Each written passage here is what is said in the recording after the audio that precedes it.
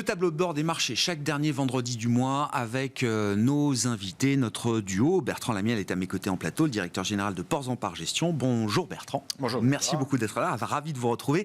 Et Jean-François Bec est avec nous à distance par téléphone depuis Patrimonia. C'est l'occasion de rappeler que se tient en ce moment ce grand rendez-vous dédié au métier de la gestion d'actifs, à l'univers de l'investissement et de la gestion d'actifs et patrimonial en particulier. Jean-François Bec qui est le directeur général de Cantalis. Bonjour et bienvenue Jean-François. Je ne sais pas quelle est l'ambiance à Patrimonia, ça m'intéresse parce que on va parler avec vous de l'hémorragie continue des flux et de la décollecte permanente, notamment sur les actions européennes. Si vous pouvez nous dire un mot de l'ambiance en ce moment, en ce deuxième jour de salon à Lyon, ça m'intéresse. Bonjour à tous. Oui, effectivement, c'est 9000 professionnels qui se réunissent pendant 3 jours sur Lyon, donc c'est l'occasion de prendre la température. Avant de vous parler des flux, vous parlez de l'ambiance.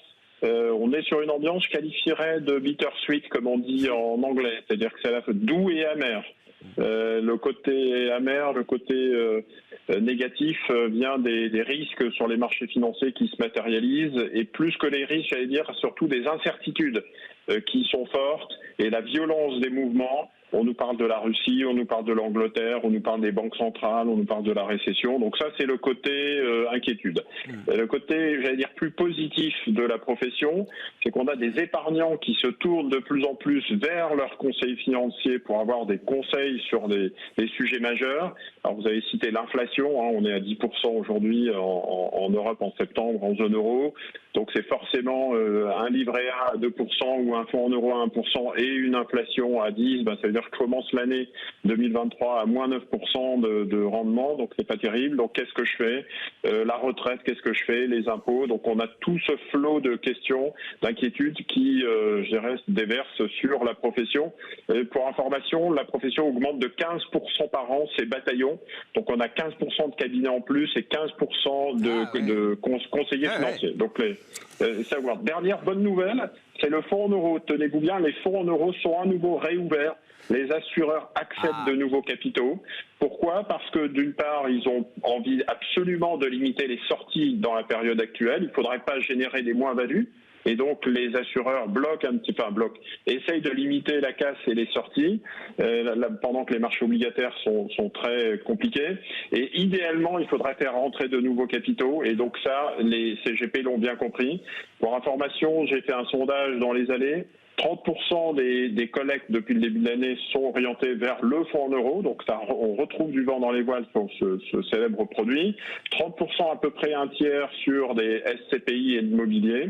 30% sur des produits structurés, des fonds à échéance, puisqu'on essaye de capter un peu des niveaux de rendement à travers des produits structurés ou des fonds obligataires à échéance.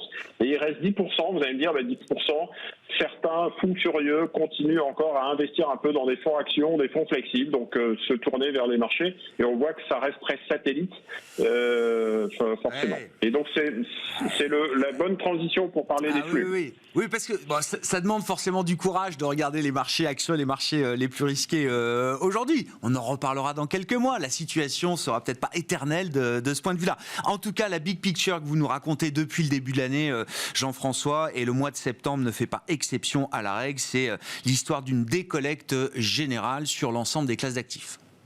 Oui, c'est ça.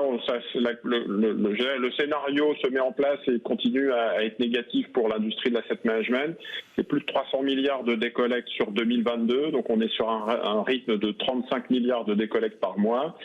Septembre ne fait pas exception puisqu'on est sur 36 milliards de décollectes sur le mois de septembre. Toutes les classes d'actifs décollectent. Alors vous vous souvenez qu'en début d'année, c'était relativement résilient sur des fonds actions ou des fonds diversifiés et c'était plutôt concentré sur des fonds obligataires. On a cette fois-ci, au mois de septembre, une décollecte sur des fonds obligataires mais aussi sur des fonds actions.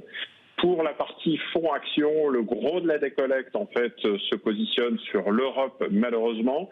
Donc si on fait un focus, c'est l'Europe qui décollecte principalement. Donc on est autour de moins 50 milliards depuis le début de l'année sur des fonds Actions Europe et encore moins 6 milliards uniquement sur le mois de septembre. Et sur des fonds globalement, sur des fonds actifs versus ETF, il y a toujours le match. c'est les fonds actifs qui consomment l'ensemble de la décollecte. Donc les investisseurs sortent des fonds actifs et sont relativement zen vis-à-vis des ETF qui continuent à bien résister. Et quand on fait le distinguo entre ESG et non-ESG, c'est aussi un thème qu'on évoque souvent ensemble, c'est plutôt très résilient sur des thématiques ESG, donc tout ce qui est économie circulaire, énergie renouvelable, etc. Et c'est plutôt le gros de la décollecte se positionne sur des fonds non ESG. Et sur la partie obligataire, c'est vraiment le bain de sang depuis le début de l'année. On continue à avoir sur le mois de septembre une décollecte forte de 15 milliards et ça se positionne sur l'Europe et sur le monde. Le seul marché qui apparaît comme un peu havre de paix sur les marchés obligataires, c'est le marché américain. C'est, j'allais dire, la partie un peu devise qui est recherchée. On va sur le marché refuge. On continue à aller sur le marché refuge, qui est le marché américain. Et donc, les investisseurs restent relativement noirs sur des fonds obligataires encore. On est en phase de hausse des taux. Donc, c'est plutôt une classe d'actifs à éviter, sauf pour essayer de protéger, essayer de trouver un peu de diversification dans cet environnement. Donc en gros, les gagnants de septembre, c'est pour des sociétés de gestion qui font des ETF et qui font de la gestion indicielle, qui ont plutôt une approche ESG dans leur process, qui sont plutôt sur les États-Unis, qui apparaît comme la zone de protection encore aujourd'hui, notamment sur les parties obligataires et devises. Et sur les actifs tangibles, on a parlé d'immobilier ou d'infrastructure. Les grands perdants, puisque tout le monde est un peu perdant, puisque tout décollecte, j'allais dire, mais les plus grands perdants, le plus pire, c'est les fonds actifs, les fonds croissance tech, les actions européennes et la partie actions aujourd'hui qui vient rattraper la partie taux. Donc si vous êtes une société de gestion avec des fonds actifs en actions européennes de croissance, c'est forcément un environnement compliqué. Et j'allais dire, pour reprendre le début de la discussion, il y a Rothschild qui disait j'achète toujours quand il y a du sang dans les rues. Je me souviens plus de l'expression précise. Du sang sur les murs, ou du sang sur les murs, voilà. Donc je pense qu'effectivement, il faut essayer de se projeter sur une approche contrariante, mais c'est forcément compliqué. Ouais, déjà la première étape, c'est de ne pas être trop short d'actions européennes. Peut-être que le moment est compliqué pour trouver le courage de réinvestir, mais déjà arrêter d'être trop short d'actions européennes, c'est peut-être déjà un premier message. Et on voit effectivement que les actions européennes, on a marqué des plus bas cette semaine, en cette fin de mois de septembre, mais au final, on va terminer le mois, sur les plus bas de l'année, sans plus. Ça plutôt mieux tenu, j'allais dire, que ce qu'on a vu comme crack obligataire ou comme mouvement sur les devises. En termes de volatilité, en tout cas, c'est la classe d'actifs la moins volatile aujourd'hui.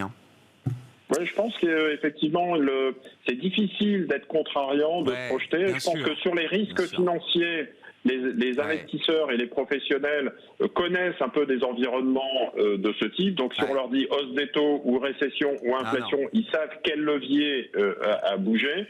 Ce qui fait un petit peu peur. Et d'ailleurs, le contre-choc inflationniste a peut-être déjà un peu commencé, puisqu'on parle de break-even d'inflation en baisse ou de baisse du prix du pétrole ou de matières premières. Donc, ça peut être source d'optimisme.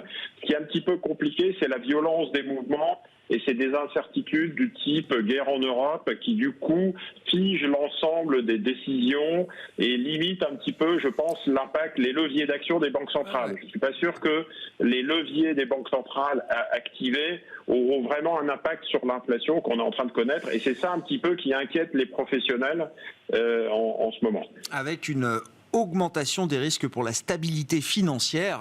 La normalisation s'accompagne d'une montée des risques pour la stabilité financière, confère ce qu'on a vu se dérouler sur le marché de la dette britannique cette semaine. Le marché anglais est une bonne illustration. Qui est passé au bord de la crise cardiaque. Voilà.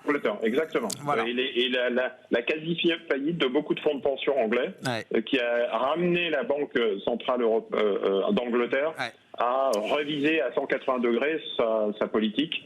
Et donc ça a tendance à rajouter de l'inquiétude à l'inquiétude. Oui. Elle lance un programme d'achat d'actifs d'urgence, mais elle montera les taux quand même le 3 novembre prochain. La question est de savoir de combien est-ce qu'elle montera les taux le 3 novembre. Il y a plusieurs objectifs poursuivis en même temps par les banques centrales et généralement, ça ne fait qu'apporter encore un peu plus de volatilité à la volatilité existante. Merci beaucoup Jean-François. Merci d'avoir été avec nous et pour cette carte postale depuis Lyon, je le rappelle. Vous étiez en direct du salon patrimonial. Jean-François Bay, directeur général de Cantalis, avec nous dans Smart Bourse à la mi-journée.